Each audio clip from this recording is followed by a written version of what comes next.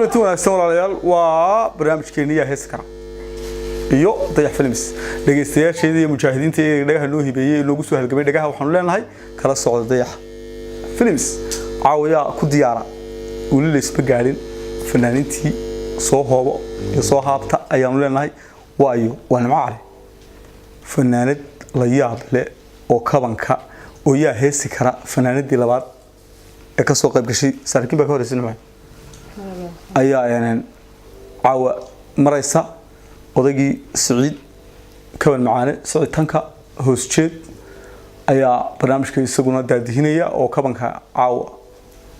yaa tumay la oranaya waxaan u leenahay ku xidhnaada channelka dayax films waa taa hooyadile wareennimo ugu wada